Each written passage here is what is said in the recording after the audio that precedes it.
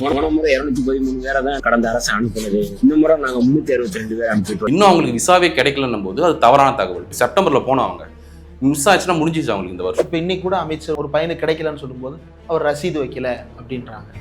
ஒரு ரிசிப்டை கொடுத்தா வந்துரும்னா அந்த மாணவர் வந்து இப்போ உட்காந்து வீடியோ போட வேண்டிய அவசியமே கிடையாது. இது அவர் மட்டும் இல்லை, நிறைய பேர் இருக்காங்க. அவர் ஒருத்தர் தான் வெளியே சொல்லியிருக்காரு, வீடியோ போட்டிருக்காரு எடப்பாடி ஆட்சியில் 2 பேர்.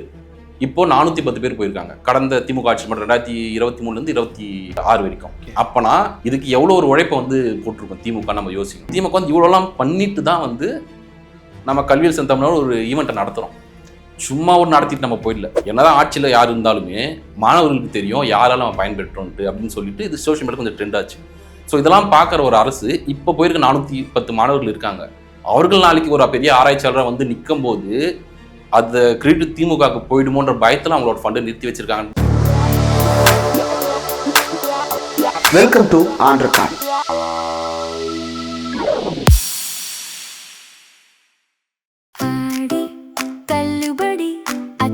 பேரும் 6 முதல் 60% வரை ஆடி தள்ளுபடியுடன் Super Saravana Stores, Chennai, Madurai, Kovai.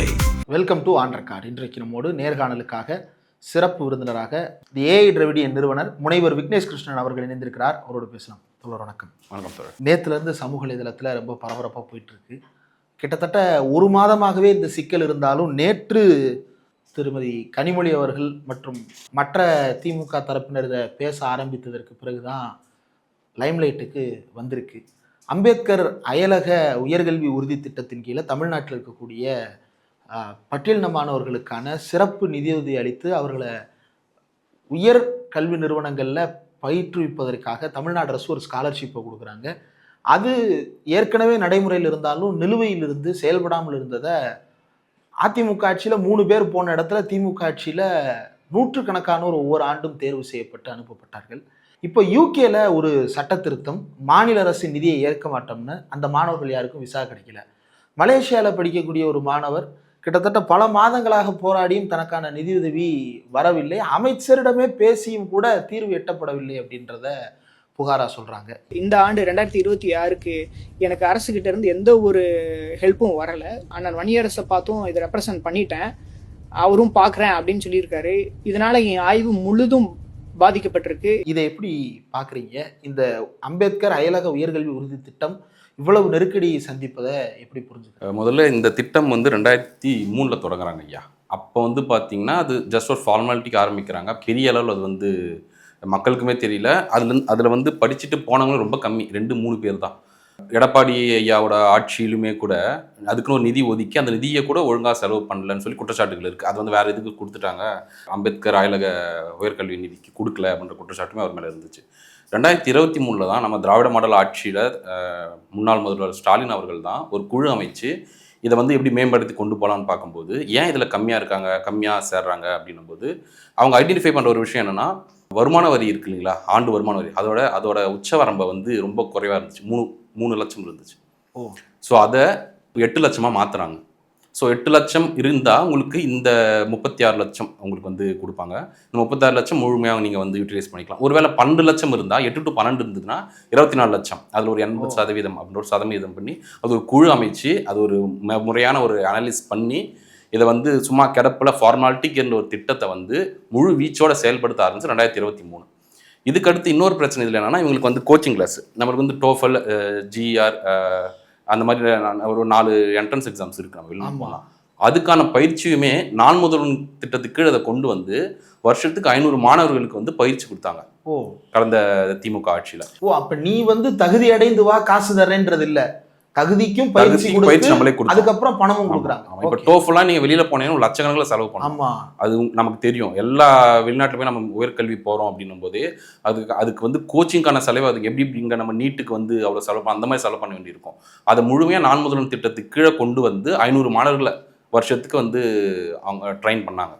So கிட்டத்தட்ட ஒரு 410 மாணவர்களை வந்து திமுக ஆட்சியில் படிக்க வச்சுருக்காங்க. பயனாளிகள் இவர்கள் இன்னமும் பயன்பட்டு இருக்காருங்க. அந்த ஆராய்ச்சி இது வந்து முதுகலை மற்றும் பிஹெச்டி ஆராய்ச்சிக்காக கொடுக்குற ஒரு ஸ்காலர்ஷிப்ஸ் இது.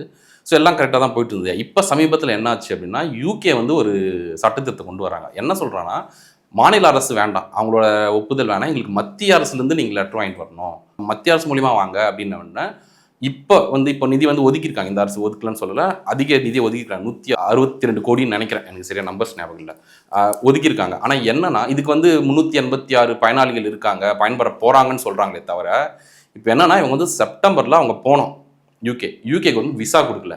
ஏன்னு விசாரிக்கும் போது இந்த காரணத்தை முன் வைக்கிறாங்க. ஸோ நம்ம சைட்லேருந்து இன்னும் வந்து மத்திய அரசும் சரி மாநில அரசும் சரி இதுக்கான ஒரு முடிவு என்ன எடுக்கவே இல்லை. இல்லை, யூகேல என்ன சொல்கிறாங்கன்னா, யூனியன் கவர்மெண்ட் கொடுக்குறத ஏற்றுக்கிறோம், அப்படி இல்லைன்னா இந்த ஸ்காலர்ஷிப் கொடுக்கறதுக்குன்னே சில அமைப்புகள் இருக்கும், அதை நாங்கள் முறைப்படுத்தணும், அதனால மாநில அரசுகள் அல்லது லோக்கல் அரசுகள் இவங்க கொடுக்குறதெல்லாம் ஏற்றுக்கிட முடியாது அப்படின்னு முழுசாக நிராகரிச்சிட்டாங்க. இப்போ இந்த பேச்சுவார்த்தையை தமிழ்நாடு அரசு முன்னெடுக்கணும்னு தான் கோரிக்கை வைக்கப்படுது. இதை அமைச்சர் தரப்பினரோ அல்லது தமிழ்நாடு அரசு தரப்போ இந்த விவகாரத்தை சரியாக அட்ரஸ் பண்ணுறாங்களா? இல்லை, இன்னைக்கு வரைக்கும் வந்து அவங்க வந்து அட்ரஸ் பண்ணல. மாண்புமிகு சமூக நீதித்துறை அமைச்சர் வன்னியரசு அவர்களும் சமீபத்தில் ஒரு நேர்காணல் கொடுத்துருந்தாங்க ஒரு பத்திரிகைக்கு. அதில் அவர் சொல்லியிருந்தது, நிதி ஒதுக்கியிருக்கோம், நிதியை குறிப்பிட்டு 385 பேர் பயன்பெற்றிருக்கார்கள் அப்படின்றாரு. போன முறை 213 பேரை தான் அந்த அரசு அனுப்புனது, இந்த முறை நாங்கள் 362 பேர் அனுப்பிட்டோம். பயன்பெற்றிருக்கார்கள் அப்படின்னு நம்ம எப்போ சொல்ல முடியும்னா, அந்த ஸ்காலர்ஷிப்பை யூட்டிலைஸ் பண்ணி அவன் படித்து மேலே வந்திருக்கணும், அதுதான் பயனாளிகள் பயன்பெற்றிருக்காங்கன்ட்டு. இன்னும் அவங்களுக்கு விசாவே கிடைக்கலன்னும் போது அது தவறான தகவல். அமைச்சர் வன்னியரசு அவர்கள் சொன்னது தவறான தகவல். இன்னும் அவங்க வந்து போகவே இல்லை, இன்னமும் இருக்காங்க. இது மட்டும் ஒரு எஸ்டிமேட்டட் கால்குலேஷன். ஆமாம், எஸ்டிமேட்டட் கால்குலேஷன். பட் அவங்க முறையாக பண்ணால் அது அவங்க வந்து பண்ணலாம். வந்து அதை முறையாக கொண்டு போய் நிதியை ஒதுக்கின நிதியை 131 கோடியை மாணவர்களுக்கு பிரித்து கொடுத்தா 362 பேர் போகலாம்ன்றது கணக்கு அவ்வளோதான். இந்த மாதிரி பண்ணணும். இப்போ அவங்க விசா அப்ளை பண்ணி இன்னும் வரல. ஓகே, இன்னும் விசாவே யூகே கவர்மெண்ட் கொடுக்கலன்னும் போது இப்போ செப்டம்பரில் போனோம், அவங்க மிஸ் ஆச்சுன்னா முடிஞ்சிச்சு அவங்களுக்கு இந்த வருஷம். இல்லை, எனக்கு தெரிந்த நண்பர் ஒருத்தருடைய தம்பி அவர் லீவுக்கு வந்திருந்தாரு. அந்த லீவுக்கு வந்தவர் ஆகஸ்ட் மாதம் திரும்ப போகிறது தான் அடுத்து அவர் போக வேண்டியது. ஆனால் இப்போ அவங்களுக்கும் விசா மறுக்கப்படுது. அவங்களுக்கும் மறுக்கப்படுது. ஏன்னா மாநில அரசோட ஒப்புதல் வேணா எங்களுக்கு யூனியன் கவர்மெண்ட்றாங்க அவங்க சொல்கிறாங்க யூகேல. இப்போ நம்ம பண்ண வேண்டியது என்னன்னா, ஒரு புரிந்துணர்வு ஒப்பந்தம் மாநில அரசு ஸ்ட்ரெயிட்டாக நம்ம யூகே அரசு கூடவோ இல்லை மாநில அரசும் ஒன்றிய அரசும் சேர்ந்து ஒரு ஒப்பந்தம் கொண்டு வந்து அவங்கள அப்ரோச் பண்ணுறது தான் வந்து ஒரே வழி. ஆனால் இன்னைக்கு வரைக்கும் இதுக்கான அடுத்த கட்ட நடவடிக்கை என்னன்றது நம்ம தமிழ்நாடு அரசு தரப்புலேருந்து எந்தவித பதிலுமே நமக்கு வரல. வர பதில் ஃபுல்லாக பயனடைஞ்சிட்டாங்க, இத்தனை பேர் இத்தனை கோடி நிதி ஒதுக்கி இருக்குன்னு சொல்கிறாங்களே தவிர, அந்த ஒதுக்கு நிதி எத்தனை பேருக்கு இப்போ பயன்பெற போகுது, எத்தனை பேர் இப்போ போகிறாங்க. இப்போ செப்டம்பரில் விசா கொடுத்து அவங்க போய் அட்மிஷன் போடணும், அடுத்தடுத்த வேலைகளை அவங்க பார்க்கணும். ஆனால் இன்னைக்கு வரைக்கும் அவங்க வந்து போகவே இல்லை. ஆனால் இந்த பரபரப்பு இப்போ இது வந்து ரொம்ப பரபரப்பான விவகாரம். மாணவர்கள் வந்து போகணும், இந்த ஆகஸ்ட் மாதம் 8ஆம் தேதி அவங்க ஸ்டடீஸை கன்டினியூ பண்ண வேண்டியது, பண்ண முடியல அப்படின்னா, எந்த வசதியும் இல்லாத காலத்தில் அம்பேத்கர் லண்டனுக்கு போக முடியாமல் கஷ்டப்பட்டாருன்றத வரலாற்றில் படிக்கும் போதே வழியாக இருக்குது. கண்ணு முன்னாடி நூற்றுக்கணக்கான அம்பேத்கர்கள் வந்து இன்றைக்கு லண்டனுக்கு காசு இருந்தும் லண்டனுக்கு போக முடியாமல் இருக்கிற நிலை இருக்குது. இது என்ன மாதிரியான பாதிப்பை ஏற்படுத்தும்? முதல்ல ஆராய்ச்சி மாணவர்கள் இருக்காங்க இல்லைங்களா. இப்போ நான் வந்து ஒரு ஆராய்ச்சி மாணவன். இங்கே இந்தியாவை பொறுத்த வரைக்கும் ஆராய்ச்சிக்காக செலவு பண்ணக்கூடிய பணமே ரொம்ப கம்மி. ஆமாம், இப்போ மொத்த ஜிடிபியில் நீங்கள் சைனா கொரியாலாம் எடுத்து பார்த்தீங்கன்னா 5-10% வரைக்கும் செலவு பண்ணிட்டு இருக்காங்க. இந்தியாவில் வெறும் 0.5% தான். ஏன் நம்ம சொல்கிறோம் இல்லைங்களா, இங்கே சயின்டிஸ்ட் உருவாகல, தமிழ்நாட்டிலேருந்து ஏன் நோபல் பரிசு வாங்கல, நம்ம எவ்வளோ உதாரணம் முன் வைக்கிறோம். இந்தியாவில் மக்கள் தொகையும் அதிகமாக இருக்குது. அப்படி இருந்தும் நம்மளால் வந்து ஒரு பெரிய அளவில் ஆராய்ச்சிகளையோ ஆர்என்டிக்கு நம்ம ஆஃபீஸே கிடையாது, ஆர்என்டியே கிடையாது. இப்போ இதை எப்படி நம்ம அடுத்து என்னன்னா, இதில் பெரிய ட்ராபேக் என்னன்னா, இப்போ ஆராய்ச்சி மாணவர்கள் இருக்காங்க பார்த்தீங்களா, அவங்க ஆராய்ச்சி செய்யறதுக்கு தேவையான எக்யூப்மெண்ட்ஸ் இங்கே இருக்கான்னு ஒன்று பார்க்கணும். இப்போ ஒரு ஸ்டடி பண்ணுறோம் அப்படின்னா அதுக்கான ஸ்டடீஸ் நம்ம நிறைய எடுக்க வேண்டியிருக்கும். இப்போ எக்ஸாம்பிளுக்கு மலேசியாவிலேருந்து மாணவர் ஒருத்தர் நேற்று வீடியோ பேசியிருந்தார் இல்லைங்களா, அவர் சொன்னது பார்த்தீங்கன்னா டெஸ்ட்லாம் நிறைய எடுக்கிறது, அவர் சொல்லி என்ன ஆராய்ச்சி பண்ணுறது, அவர் பண்ணுற அந்த ஆராய்ச்சிக்கு ஒவ்வொரு டெஸ்ட்டும் எடுக்கணும். இப்போ நீங்கள் தமிழ்நாட்டில் இந்தியாவில் எடுத்திங்கன்னா அந்த டெஸ்ட்டுக்கு வந்து ஒவ்வொரு டெஸ்ட்டுக்குமே இப்போ சிம்பிளாக புரியுற மாதிரி சொல்லணும்னா, ஒரு பிளட்டு நம்ம டெஸ்ட்டு கொடுக்குறோம். அந்த பிளட்டில் நம்ம வந்து என்ன நம்ம WBC இருக்கான்னு பார்ப்போம், டயரியா செக் பண்ணுவோம், மற்ற எல்லாமே செக் பண்ணுவோம் இல்லைங்களா. அந்த மாதிரி ஒரு சாம்பிள்லாம் அந்த சாம்பிளுக்கு கேரக்டரைசேஷன் ஸ்டடிஸ் நம்ம நிறைய பண்ணுவோம். அதுக்கான பணமே நிறைய இருக்கும். இந்தியாவில் வந்து பார்த்தீங்கன்னா 5000, 10,000, 50,000 வரைக்குமான டெஸ்ட்லாம் இருக்குது, நம்ம அதை ஸ்டடி பண்ண வேண்டியது. ஸோ இதுதான் நிலைமை. இல்லை, நான் வந்து இன்ஜினியரிங் படிக்கும்போது எங்கள் ப்ரொஃபஸர், அவர் PhD முடிச்சு தான் ப்ரொஃபஸர் ஆகிறாரு, அவர் எங்களுக்கு நடத்தும் போது சொல்லுவார், கிறிஸ்டலோகிராஃபி அவருடைய ஸ்பெஷல் இன்ஜினியரிங் ஃபிசிக்ஸில் கிறிஸ்டலோகிராஃபி இந்த தமிழ்நாட்டில் 2 இடத்துல தான் அதுக்கு நாங்கள் வந்து லேபே இருக்குது. ஒன்று காரைக்குடி அழகப்பா, இன்னொன்று ஐஐடி சென்னை ஐஐடி. ஆமாம், இந்த 2ல் தான் இருக்குது. அதுலேயும் அழகப்பாவில் ரொம்ப லிமிடெட் ரிசோர்ஸ் தான், ஐஐடிக்கு தான் நாங்கள் போகணும், வேறு எங்கேயும் ரிசோர்ஸே இல்லை அப்படின்னு சொல்லியிருக்காரு. இப்போவும் கூட போன வாரம் ஒரு ஸ்காலரை விசாரிக்கிறேன், எங்கேயுமே அது தொடர்பான லேபே இல்லை அப்படின்னு தான் தகவல் வருது. இப்போ இப்படி சூழ்நிலையில இதனால தான் நம்ம வெளிநாட்டுக்கு போகணும்னு அனுப்புகிறோம். அங்கேயும் இது மாதிரியான நெருக்கடி ஏற்படும் போது கல்வி ரீதியா என்ன பாதிப்பு, சமூக ரீதியா என்ன பாதிப்பு? கல்வி ரீதியாக பார்த்தீங்கன்னா ஆராய்ச்சிக்கான ஒரு எண்ணமே ரொம்ப குறைவு, பிஹெச்டி பண்ண ரொம்ப குறைவு. அது இல்லாமல் பிஹெச்டி அகாடமிக்லேயே அதிக அளவு மன சிதைவுக்கு உட்படுற ஆட்கள் வந்து பிஹெச்டி ஸ்டூடெண்ட்ஸ் தான். ஆமாம், இதுதான் வந்து டேட்டா சொல்லுது. அதிக அளவில் டிஸ்கண்டினியூ பண்ணக்கூடிய படிப்புமே பிஹெச்டியாக தான் இருக்குது. ஏன்னா இப்போ ஒரு ஸ்டைஃபன் கொடுக்குறாங்க, இப்போ இந்தியாவிலே ஒர்க் பண்ண ஸ்டைஃபன் கொடுக்குறாங்க, ஒரு ப்ரைவேட் யூனிவர்சிட்டி கொடுக்குறாங்கன்னா பர்டிகுலர் இயர்ஸ் தான் கொடுப்பாங்க, ஒரு 3 இயர்ஸ் அந்த மாதிரி வச்சிருப்பாங்க. அவங்க அதுக்கப்புறமும் ரிசர்ச் நம்ம பண்ணும்போது நம்ம ஓன் ஃபண்டில் தான் பண்ணணும். ரிசர்ச் வந்து அவங்க ஸ்டைஃபன் கொடுக்குற வரைக்கும் நம்ம யூட்டிலைஸ் பண்ணிக்கலாம், அது ஓகே. அதுக்கப்புறம் கை காசு போட்டு பண்ணும்போது அது பெரிய பாரமாக அமையும். இப்போ ஒரு பணக்கார வீட்டு பையன் இருக்கானா நம்மளுக்கு பிரச்சனை இல்லை. இப்போ லோயர் மிடில் கிளாஸ்க்குலாம் அது பெரிய விஷயம். இந்த ஸ்டடிஸ் பண்ண இல்லைங்களா, இதுக்கெல்லாம் இவ்வளோ செலவாகுது. ஸோ இது எல்லாமே அரசாங்கம் வந்து கொடுக்குறேன்னு சொல்லி தான் பெரிய நிதியை வந்து திமுக ஆட்சியில் உருவாக்கி நீங்கள் இப்போ வெளிநாட்டு போய் ஆராய்ச்சி பண்ணுங்க அப்படின்னு சொல்லி அனுப்புது. இப்போ அவங்களுக்கு எல்லாருமே இந்த ஆராய்ச்சியை நோக்கி நகர மாணவர்கள் இருக்காங்க பார்த்தீங்களா, அவங்க வந்து குறைவாங்க. இப்போது இந்தியாவில் பண்ணுறது ஓகே, வெளிநாட்டில் பண்ணும்போது அதோட வீரியம் பெருசாக இருக்கும். ஸோ நமக்கு இப்போ நோபல் பரிசு வாங்குறது கூட பார்த்தீங்கன்னா இப்போ சமீபத்தில் ஒருத்தர் வாங்கினார், ஒரு 4-5 வருடங்களுக்கு முன்னாடி, வெங்கட்ராமன். அவர் அங்கே தான் ரிசர்ச் பண்ணுறாரு, இங்கே இல்லை. அவர் அங்கே ரிசர்ச் பண்ணுறாரு, வெளிநாட்டில் தான் இருந்தார், அங்கே இருந்தால் யூகேல இருந்தார் அவர். ஸோ அங்கே இருக்கிற ஃபெசிலிட்டிஸ் இருக்கும்போது நம்ம மாணவர்களுக்கு வந்து முட்டாள் கிடையாது, அவங்க ரொம்ப அறிவாளிகள். அந்த ஃபெசிலிட்டி ஒரு ஆராய்ச்சி மாணவர்களுக்கு நம்ம கொடுக்காதது நம்மளோட தப்பு. ஸோ அது கிடைக்குதுன்னும் போது அங்கே நகராங்க. இது ஒரு பாயிண்ட் ஆஃப். இன்னொன்று இங்கே இது யாருக்கான ஸ்காலர்ஷிப்னு ஒன்று இருக்கு. இது வந்து பார்த்தீங்கன்னா பழங்குடியினர், SC ST மற்றும் SC ST கிறிஸ்தவர்கள், ஓகே, இவர்களுக்கு தான் இது முக்கியமாக. இதுக்கு அதனால அண்ணல் அம்பேத்கர் அயலக உயர் கல்வி உதவித்தொகை இது. ஸோ இவர்கள் தான் வந்து படிக்க வேண்டிய ஆட்கள். உண்மையாக சொல்லணும், மற்றவங்களாம் கூட ஓரளவுக்கு கல்வியோட எக்ஸ்போஷர்ஸ் இருக்கும். ஸோ இவங்களுக்கு பண்ணும்போது இதை வந்து அரசாங்கம் இன்னும் கூடுதல் கவனம் செலுத்திருக்குமே தவிர இவ்வளோ லெத்தாலஜிக்கெலாம் வந்து நடக்கக்கூடாது. இவங்களுடைய சோஷியல் எக்கனாமிக் பேக்ரவுண்ட்ல இருந்து ஒரு பிரைவேட் லெண்டார்ட்ட இருந்து கூட இவங்களால கடன் வாங்க முடியாது. சோஷியோ எக்கனாமிக் ஸ்டாட்டஸோட பார்க்கும்போது மாநில அரசும் சரி ஒன்றிய அரசும் சரி இதுக்கு தான் வந்து முழு கவனம் செலுத்தி இதுக்கு தீர்வு காணணும். ஆனால் இது வரைக்கும் எந்த தீர்வும் இல்லை. இது வரைக்கும் என்ன நடவடிக்கை எடுத்துட்டு இருக்காங்கன்னு சொல்லலை, என்ன எடுக்க போறோம்னு சொல்லலை, முறையாக இது இன்னும் இந்த இஷ்யூவை அட்ரஸே பண்ணல ரெண்டு கவர்மெண்ட். ஓகே, இந்த விவகாரத்தில் இதை வெறுமனை ஒரு ஸ்காலர்ஷிப் அப்ளை பண்ணாங்க, கிடைக்கல. இப்போ இன்னைக்கு கூட அமைச்சர் ஒரு பையனுக்கு கிடைக்கலன்னு சொல்லும்போது அவர் ரசீது வைக்கல அப்படின்றாங்க. இந்த மாதிரி நிர்வாக காரணங்கள் நிறைய சொல்லலாம். இது இந்த மாதிரி நிர்வாக ரீதியாக மட்டும்தான் அணுகணுமா, அல்லது அரசியல் ரீதியான விமர்சனமாக தான் இதை அணுக முடியுமா? இதை எப்படி நீங்கள் பார்க்க? இல்லை, நிர்வாக ரீதினா அது சரி பண்ணக்கூடியது ஐயா. அது ஒன்றும் அவ்வளோ பெரிய விஷயம் இல்லை. ஒரு ரிசிப்டை வாங்குறது, அது கொடுத்துட்டு போகிறாங்க, கொடுத்துரும். அது ஒன்றும் அவ்வளோ பெரிய விஷயம் கிடையாது. ஒரு ரிசிப்டை கொடுத்தா வந்துடும்னா அந்த மாணவர் வந்து இப்போ உட்காந்து வீடியோ போன வேண்டிய அவசியமே கிடையாது. ஏன்னா இவர் ஆராய்ச்சி பண்ணிட்டு இருக்காரு. இப்போ பண்ணிட்டு இருக்காரு. திமுக ஆட்சியில் போனவர் இப்போ புதுசாக ஒரு ரூல்ஸோ UK கவர்மெண்ட் கொண்டு வருது. அது இல்லாமல் ஆல்ரெடி கொடுத்துருந்த ஃபண்ட் அப்படி ஸ்டாப் பண்ணி வச்சிருக்காங்க. அதுதான் பிரச்சனை. இந்த மலேசியா மாணவருக்கு என்னன்னா அவர் ஆல்ரெடி போயிட்டாரு, திமுக ஆட்சியில் போயிட்டாரு, ரிசர்ச் பண்ணிட்டு இருக்காரு. அவர் கொடுக்க வேண்டிய அமௌண்ட் கொடுக்கல. அவர் மட்டும் இல்லை, நிறைய பேர் இருக்காங்க. அவர் ஒருத்தர் தான் வெளியே சொல்லியிருக்காரு, வீடியோ போட்டிருக்காரு. ஸோ நிர்வாக குறைபாடில் சரி பண்ணிக்கலாம். அதனால ஒரு ஆராய்ச்சி மாணவனுக்கு ஒரு இன்ஸ்டியூட்டில் நடக்கிற குறைபாடுகள், ஒரு பேமெண்ட் எப்படி வாங்கணும், எப்படி கிளைம் பண்ணணும், அதெல்லாம் எல்லாருமே தெரியும். அதுக்காகலாம் ஒரு மாணவர் வீடியோ போட மாட்டார். ஒரு ரிசர்ச் ஸ்காலர் இருந்தால் அப்படி பண்ண மாட்டாங்க. அது வரவே வராதுன்ற ஒரு முடிவில் தான் அவர் வந்து இந்த வீடியோவே போட ஆரம்பிக்கிறார். ஸோ அப்படி இருக்கும்போது இந்த நம்ம அரசியல் காரணங்களை தான் நம்ம பார்க்கணும். இப்போ உதாரணத்துக்கு சொன்னோன்னா, உதயநிதி அவர்களை வந்து முன்னாள் விளையாட்டுத்துறை அமைச்சரை ஒரு 2 மாதம் முன்னாடி வந்து சில மாணவர்கள் வந்து சந்திச்சாங்க. ஓகே, யாருன்னு பார்த்தா விளையாட்டுத்துறையில் சாதிச்சுட்டு வந்து சந்திச்சாங்க. அப்போ பெரிய அளவு வந்து பேசப்பட்டுச்சு. என்னதான் ஆட்சியில் யார் இருந்தாலுமே மாணவர்களுக்கு தெரியும் யாராலும் நம்ம பயன்பெற்றோன்ட்டு அப்படின்னு சொல்லிட்டு இது சோஷியல் மீடியா கொஞ்சம் ட்ரெண்ட் ஆச்சு. ஸோ இதெல்லாம் பார்க்குற ஒரு அரசு இப்போ போயிருக்க 410 மாணவர்கள் இருக்காங்க. அவர்கள் நாளைக்கு ஒரு பெரிய ஆராய்ச்சியாளராக வந்து நிற்கும் போது அந்த கிரெடிட் திமுகவுக்கு போயிடுமோன்ற பயத்தில் அவங்களோட ஃபண்டை நிறுத்தி வச்சிருக்காங்கன்ற ஐயம் வந்து நமக்கு இருக்குது. இது ஒன்று. இன்னொன்று, சரி அதை நிறுத்திட்டீங்க, இப்போ போக நீங்கள் தான் நிதி ஒதுக்கியிருக்கீங்க. இந்த நிதியை வந்து நீங்கள் வந்து அவங்களுக்கு கொடுக்குறதுல என்ன பிரச்சனை? இப்போ UK கவர்மெண்ட் சொல்லிட்டாங்கன்னா நீ UK கவர்மெண்ட் கூட ஒரு புரிந்துணர்வு ஒப்பந்தம் ஒன்று போடுங்க. இல்லையா, சரி யூனியன் கவர்மெண்ட்டை பேசுங்க என்ன பண்ணலாம். ஏன்னா ஆல்ரெடி நமக்கு வந்து நேஷனல் ஃபண்டுமே இருக்குது. எப்படி வந்து நம்ம அண்ணல் அம்பேத்கர் அயலக உதவித்தொகை இருக்கோ அதே மாதிரி ஓவர்சீஸ்க்கு நேஷனல் லெவலே ஒன்று இருக்குது. அவள் தான் அக்செப்ட் பண்ணி ரெடியாக இருக்கான். இதை நான் வந்து பண்ண மாட்டேன்றான். ஆனால் அந்த ஸ்காலர்ஷிப்பில் நேஷனல் லெவலில் பெர் இயருக்கு 120 பேர் கூட போகிறதில்ல. இங்கே வந்து தமிழ்நாட்டில் மட்டுமே ஒரு ஆண்டுக்கு 120 பேர் சராசரியாக போகிறாங்க. இந்த ஒரு 3-4 ஆண்டுகள் போகிறாங்கன்றது திமுக ஆட்சியில் தான். அதுக்கு முன்னாடியும் கிடையாது, இப்போ அது இன்னும் நடக்கலை. ஓகே, திமுக ஆட்சியில் மட்டும்தான் அது நடந்தது. காரணம் நான் முதல்வன் திட்டம். ஏன்னா அந்த கோச்சிங் நம்ம வந்து ஸ்காலர்ஷிப் கொடுக்கறது ஒன்றுயா, இன்னொன்று இந்த ஸ்காலர்ஷிப் இருக்குன்றத தெரியப்படுத்துறது ஒன்று. நிறைய பேருக்கு தெரியாது. ஓகே, பல பேர் இப்போ தான் இந்த மாதிரி திட்டம் இருக்குன்றதே அதை பற்றி இன்னும் கூட சோஷியல் மீடியா பெரிய விவாத பொருள் ஆகலை.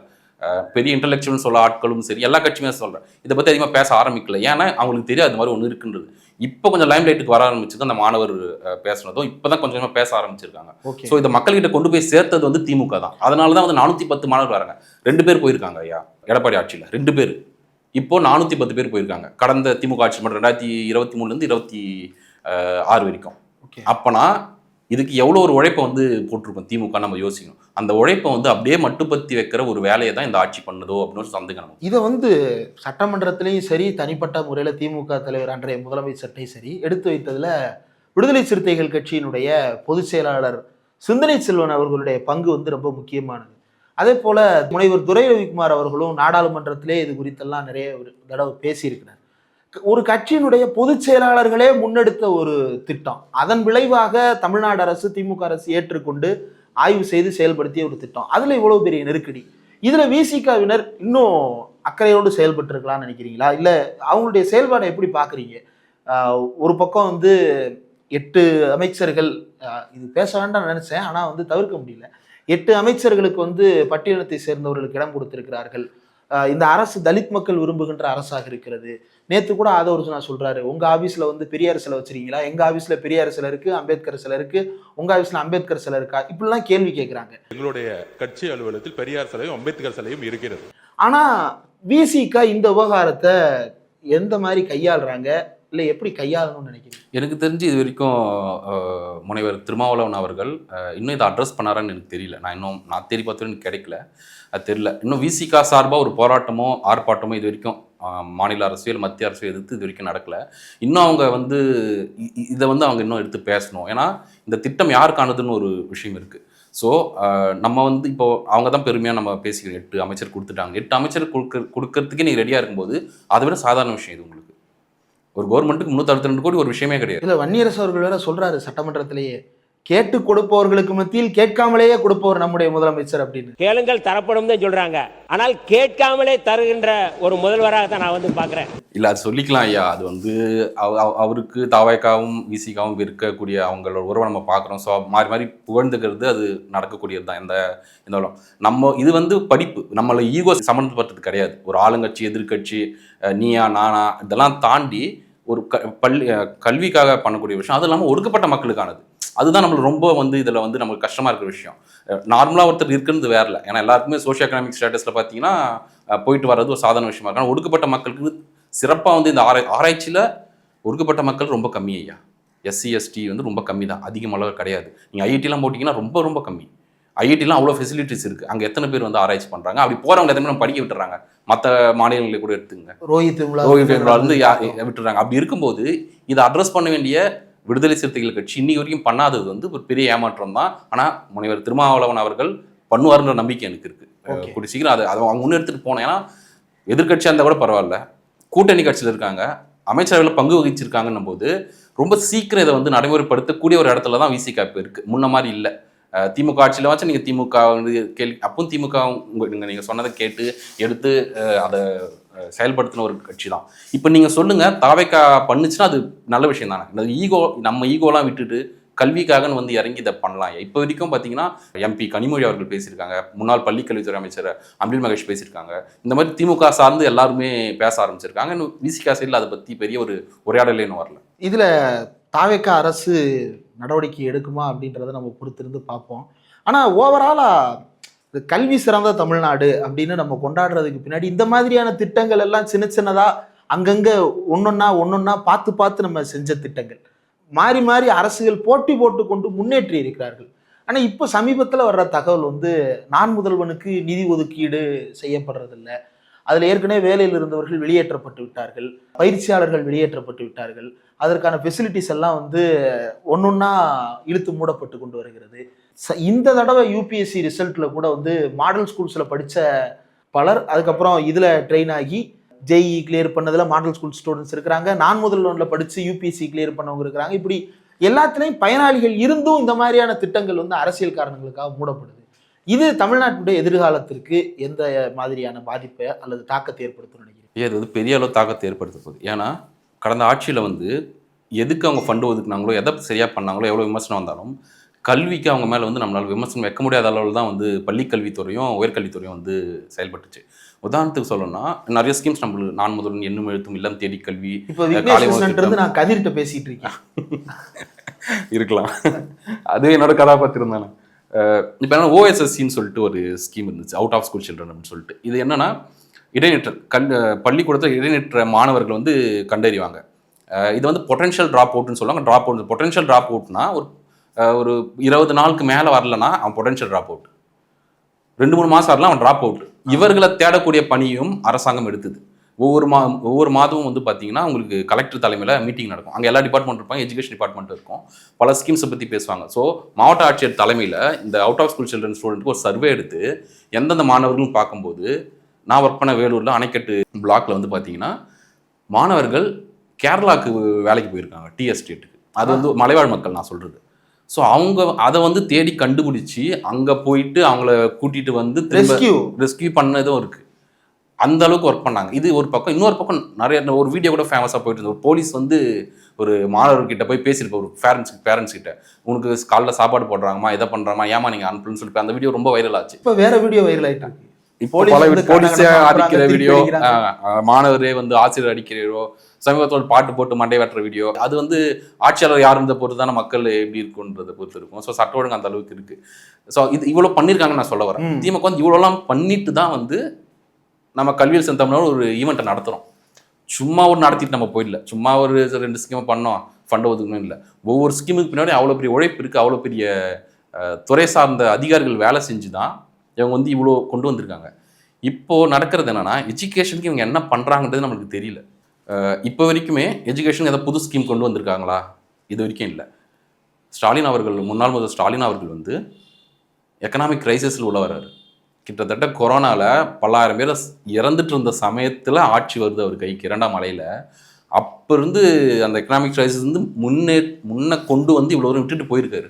இவங்களே பெருமையாக சொல்கிறாங்க இல்லைங்களா, பல இடத்துல இந்த அரசு இதை பண்ணியிருக்குன்னு. அது அந்த அரசு இல்லை, அது முன்னாடி பண்ண அரசு தான். இவங்க போய் வாங்கிட்டு வர அவார்ட்லாம் முன்னாள் முதல்வர் ஸ்டாலின் அவர்களுக்கு சேர வேண்டியது. சரி வாங்கிட்டு போங்க, எதுவும் பிரச்சனை, மக்கள் உங்களை தேர்ந்தெடுத்துட்டாங்க போகலாம். ஆனால் அவங்க கொண்டு வந்த திட்டங்களை நீங்கள் அந்த அளவுக்கு வந்து கொண்டு போக போகிறீங்கன்னு ஒன்று இருக்குது. பேரை மாற்றுறது.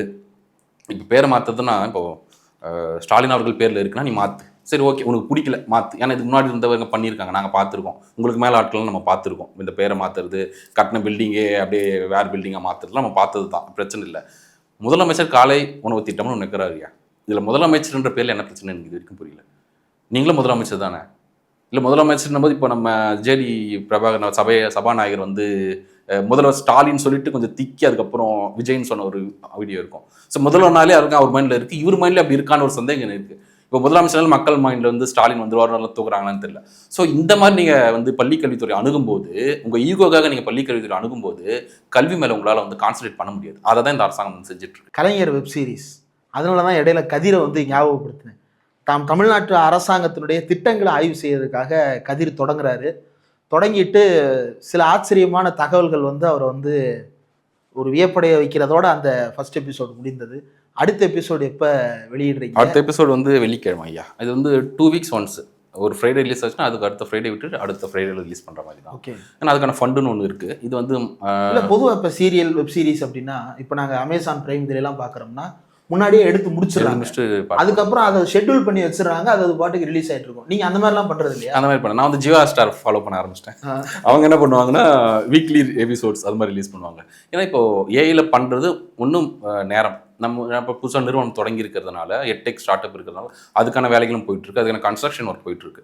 ஸோ அதுக்கும் அது இல்லாமல் கிளைண்ட்ஸ் அவங்களையும் நாங்கள் பார்த்துட்ருக்கோம். கன்ஸ்ட்ரக்ஷன் ஆரம்பிச்சதுக்கப்புறம் நாங்கள் ஃபுல்லாக இறங்க போகிறோம் இந்த ஸ்டார்ட் அப்பில். ஸோ இது ஒரு வேலை போயிட்டுருக்கு. இது வந்து நம்ம சைடில் இதையும் நம்ம பண்ணிகிட்ருக்கோம். ஏஐ வீடியோஸ் கமர்ஷியலாக பண்ணி கொடுத்துட்ருக்கோம். ப்ளஸ் நம்மளோட கொள்கை ரீதியாக அது எப்படி செயல்படுத்தலாம் ஏஐ இதில் பண்ணிகிட்ருக்கோம். நேரமின்மை ஒன்று, இன்னும் இதுக்கான ஃபண்டுன்னு ஒன்று இருக்குது. ஸோ அது அதனால அக்ரினி ஸ்டுடியோஸ்ன்ற பேர்லேயே நான் வந்து அதை ரிலீஸ் பண்ணியிருந்தேன். ஏன்னா ஓன் ஃபண்டில் பண்ணிகிட்ருக்கோம். ஸோ அப்படி இருக்கும்போது இதுதான் எனக்கு வந்து கரெக்டாக இருக்குது. 2 வீக்ஸ் ஒன்ஸ் ஒரு 20 மினிட்ஸ், அதனால தான் பெரியார் 10 மினிட்ஸ் போட்டேன். ஸோ 2 வீக்ஸ் ஒன்ஸ் தான் போகிறேன், 20 மினிட்ஸ் தான் நான் போட்டுட்டேன். இன்னும் நேரம் எனக்கு நிறைய நேரம் எனக்கு கிடைச்சிதுன்னா வீக்லி ஒன்ஸ் கூட போட்டுடலாம். ஒருவேளை இந்த ஆஃபீஸ்லாம் செட் பண்ணி முடிச்சதுக்கப்புறம் இனாகிரேஷன் பண்ணதுக்கப்புறம் வந்து வீக்லி ஒன்ஸ் கூட ரிலீஸ் பண்ணிடலாம். ஸோ அது வரைக்கும் நம்ம எவ்வளோ டைம் அதில் ஸ்பெண்ட் பண்ண மேக்ஸிமம் டைம் எவ்வளோ ஸ்பெண்ட் பண்ணமோ அதை ஸ்பெண்ட் பண்ணிட்டுருக்கேன். மேக்ஸிமம் ஒர்க்லாம் முடிச்சு நைட்டு 1 2 3 உட்காந்து தான் எடிட் பண்ணிட்டு இருக்கேன். ஏன்னா அது வந்து ஒன் மேன் ஆர்மி மாதிரி தான். நான் ஒருத்தன் தான் ஸ்கிரிப்ட் ரைட்டரு, நான் ஒருத்தன் எடிட்டிங்கு, சவுண்ட் மிக்சிங் எல்லாமே நான் ஒருத்தர் தான் பண்ணுறதுனால ஸோ அதுக்கான டைமுங்கிறது நான் தனியாக ஒதுக்கி பண்ணுற மாதிரி இருக்குது. அதனால் இந்த ஓகே, இதுக்கு முன்னாடி நீங்கள் பண்ண பல விஷயங்கள் வந்து அன்கிரெடிட்டடா அல்லது ஜஸ்ட் லைக் தட் கிரெடிட்டடாக போயிருக்கு. ஃபர்ஸ்ட் டைம் நீங்கள் போட்டதை ஒரு முக்கியமான அரசியல் கட்சி தலைவர், குறிப்பாக திமுக தலைவர் ஸ்டாலின் அவர்கள் வந்து ஷேர் பண்ணி உங்களை ஏஐ திராவிடியனை டேக் பண்ணி போட்டிருந்தாரு. அது எப்படி இருந்தது? ஏன்னா ஃபர்ஸ்ட் டைம் நீங்கள் கிரெடிட் ஆகிறீங்கன்னு நினைக்கிறேன். ஏன்னா நீங்கள் முன்னாடி பண்ண நிறைய ஒர்க்ஸ் எங்களுக்கு தெரியும், எங்களுக்கு தெரிஞ்சதை தாண்டி நீங்கள் நிறைய பண்ணியிருக்கீங்க. பட் ஆனால் அதெல்லாம் எங்கேயுமே பொதுவெளியில் தெரிய வரல. இது ஃபர்ஸ்ட் டைமாக கிரெடிட் ஆகுறது எப்படி இருக்கு? ரொம்ப மகிழ்ச்சியாக இருந்துச்சு. நான் எதிர்பார்க்கல. எனக்கு வந்து தொடர்பு கொண்டாங்க ஸ்டாலின் அவர்கள் வந்து மீட் பண்ணியிருந்தேன். நான் முன்னாள் முதல்வர் ஸ்டாலின் அவர்களை அவங்ககிட்ட வந்து பேசியிருந்தாங்க, இந்த மாதிரி உங்களை மீட் பண்ணோம் அப்படின்னா நான் மீட் பண்ணிட்டுலாம் வந்துட்டேன். அதுக்கப்புறம் எபிசோட் ரிலீஸ் ஆனதுக்கப்புறம் நான் என்னை மீட் பண்ணதுக்கு கால் பண்ணிருங்களா அவர் ஆஃபீஸ்லேருந்து அறிவாலேருந்து அவர் ஒருத்தர் கால் பண்ணார். அவருக்கு நான் சும்மா ஃபார்வர்ட் பண்ணி விட்டேன், அவ்வளோ பணம். கொஞ்சம் நேரம் கழிச்சு அவர் மெசேஜ் பண்ணுறாரு, உங்களோட ஹேண்டில் சொல்லுங்கள் அப்படின்னாரு, இன்ஸ்டாகிராமு ஃபேஸ்புக் எல்லாம் ஹேண்டில் சொல்லுங்கள் அப்படின்னாரு. சரி எதுக்கு கேட்குற, அவர் ஃபாலோ பண்ணுறது கேட்குறாரு அப்படின்னு நினச்சி நானும் அனுப்பிச்சிட்டேன். அன்றைக்கி ஈவினிங் பார்த்தீங்கன்னா இந்த மாதிரி தலைவர் வந்து போஸ்ட் பண்ணிட்டார். எனக்கு அது பெரிய அதிர்ச்சி. இது ஏன்னா நான் கொஞ்சம் வேலையாக இருந்தேன், ஃபோன் வேறு எடுக்கலாம் படிக்கல. ஒரு 1-2 ஹவர்ஸ் கழிச்சு தான் ஃபோன் எடுக்கிறேன். அவ்வளோ நோட்டிஃபிகேஷன் லைனாக வந்துக்கிட்டே இருக்குது. பார்த்தா அந்த எல்லாத்தையும் டேக் பண்ணி வச்சுருக்காங்க, தலைவர் ஷேர் பண்ணி வச்சுருக்காங்க. ரொம்ப மகிழ்ச்சியாக இருந்துச்சு அது. அவர் மட்டும் இல்லை, பள்ளிக்கல்வித்துறை அமைச்சர், முன்னாள் பள்ளிக்கல்வித்துறை அமைச்சர் அன்பில் அண்ணனும் ஷேர் பண்ணியிருந்தாங்க. முன்னாள்ன்றது வந்து 2வது தடவை தான் சொல்ல வருது, ஓப்பனிங்ல வர நமக்கு அது அதான் நம்ம சபாநாயகர் மாதிரி தான். ஸ்டாலின் முதல்வர் நாள் ஸ்டாலின் வர மாதிரி நம்ம அவங்க கூட பழகிட்டோம், அவங்களே பார்த்துருக்கோம், அவங்க பேர் தான் வெளியே தெரிஞ்சிருக்கோம். ஒரு திட்டமுக்கும் அவங்க பேரை சொல்லி சொல்லி நம்ம வந்து வேலை செஞ்சிருக்கணும் போது அப்படிதான் வருது. அமைச்சர்னாலும் சரி, முதலமைச்சர்னாலும் சரி, அவங்க பேர் தான் உங்களுக்கு வந்து. பொறுத்திருந்து பார்ப்போம். அடுத்த எபிசோடு கண்டிப்பா 2 நாள்ல அயலக உயர்கல்வி திட்டத்துக்கு சீக்கிரம் ஒரு விடியல் கிடைக்கும். கண்டிப்பா ஐயா. நன்றி. நன்றி.